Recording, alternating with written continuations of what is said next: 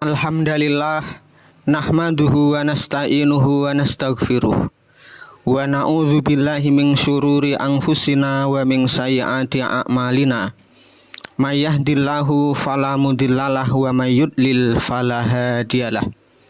Asyhadu an la ilaha illallah wahdahu la syarikalah wa asyhadu anna Muhammadan abduhu wa rasuluh. Allahumma sholli ala nabiyyina Muhammadin wa ala alihi wa man tabi'ahum bi ihsan ila yaumiddin. Ya ayyuhalladzina amanu taqullaha haqqa tuqatih wa la tamutunna illa wa antum muslimun. Jamaah Jumat rahimakumullah. Sumangga tansah munjuk syukur dumateng Allah Ta'ala ingkang tansah paring rahmat taufik sarta hidayah dumateng kula lan panjenengan. Sholawat ugi salam mugi tansah katetepaken dumateng Nabi Agung Muhammad sallallahu alaihi wasallam ingkang tansah kita tenggo syafaatipun wonten ing dinten kiamat. Jamaah Jumat rahimakumullah. Wonten kesempatan khutbah Jumat siang punika khatib wasiat sumangga tansah ningkataken takwa dumateng Allah kanthi nindakaken dawuhipun lan nebihi awisanipun. Mugi kanthi takwa Allah tansah paring kamulyan panggesangan fid dunya wal akhirah amin. Jamaah Jumat rahimakumullah.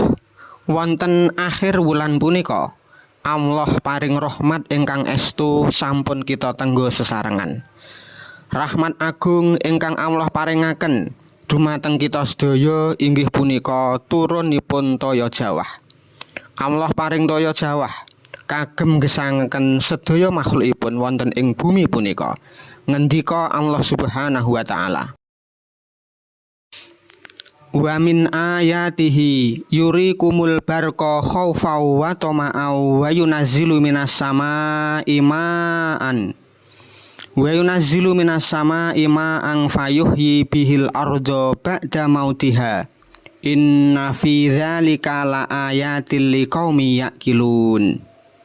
Lan saka saweneh tandha yekti kuasane Allah iku panjenengane nuduhke kilat marang sira kabeh kelawan nuwuhake rasa kuwatir lan rasa pangarep-arep.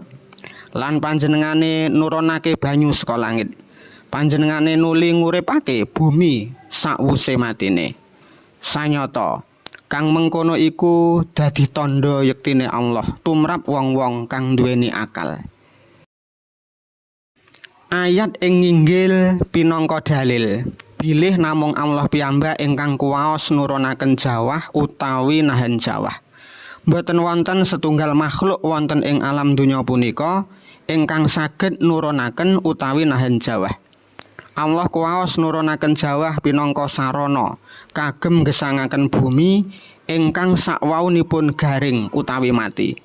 Kanthi gesangipun bumi banjur tuwuh maneka warna tetaneman. Bumi dados ijo royo-royo, asri, endah lan ngedalaken sedaya sumber pangan ingkang dipun betahaken para makhluk, kalebet kewan lan ugi menungsa. Perkawis punika menawi dipun penggalih estu dados tandha yektinipun Allah Subhanahu wa taala. Ing ayat sanes Allah Subhanahu wa taala ugi ngendika, wa huwallazi yunazzilul ghaitsa mim ba'di ma qanatu wa yansuru rahmatahu wa huwal waliyul hamid. Lan panjenengane Allah kang wis nurunake udan sakwuse wong padha kepedotan udan. Lan panjenengane anggelar rahmat. Panjenengane Allah iku kang maha kuwasa tur ingkang pinuji. Jamaah Jumat rahimakumullah. Turunipun toya jawah punika kalebet rahmat lan nikmat agung saking ngarsanipun Allah Subhanahu wa taala. Mila kula lan panjenengan selaku tiyang muslim kedah miderek dawuh Nabi Muhammad sallallahu alaihi wasallam rikalanipun pinaringan rahmat jawah punika. Ingkang sepisan kedah syukur kula lan panjenengan kedah syukur awit pinaringan toya jawah saking ngarsanipun Allah. Menawi mboten saking welas asihipun Allah dumateng para makhlukipun, tentu Allah mboten badhe paring jawah. Allah Subhanahu wa taala paring toya jawah, kagem gesangaken bumi ingkang sakwaonipun garing. Ugi nuwuhaken tetuwuhan. Sedaya wau awit kawelasanipun Allah dumateng kula lan panjenengan. Ngendika Allah Subhanahu wa taala, Afara'aitumul ma'alladzi tasrabun a'antum anzaltumuhu minal muzni am nahnul mungzilun launasa uja'alnahu ujajang falaula tashkurun. Apa sira wis nggatekake banyu kang sira ombe? Apa sira kang nurunake banyu iku saka langit? Apa ingsun? Menawa keparenge kersa ingsun gawe banyu mau dadi asin, mesti kelakon asin. Ginea sira ora padha syukur. Ingkang kaping kalih kedah ngathah-ngatahi ndonga.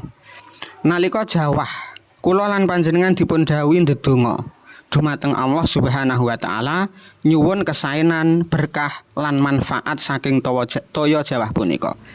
Saking hadis ingkang dipun riwayataken Ummul Mukminin Aisyah radhiyallahu anha ngendika, Innan Nabiyya sallallahu alaihi wasallam kana idza ra'al matara qala Allahumma shayyiban nafi'an.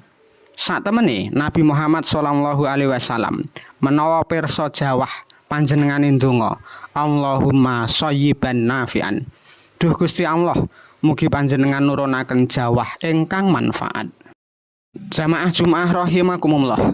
Kanthi rahmat agung punika sumangga kula lan panjenengan tansah syukur lan nyaket dumateng Allah kanthi ngathah-ngatahi amal ibadah. Mugi Allah Subhanahu wa taala tansah andadosaken kula lan panjenengan tiang-tiang ingkang gesangipun bahagia minulya ing donya lan akhirat. Amin. Aqulu qouli hadza wastaghfirullah li wa lakum wa lisairil muslimin innahu huwas samiul alim.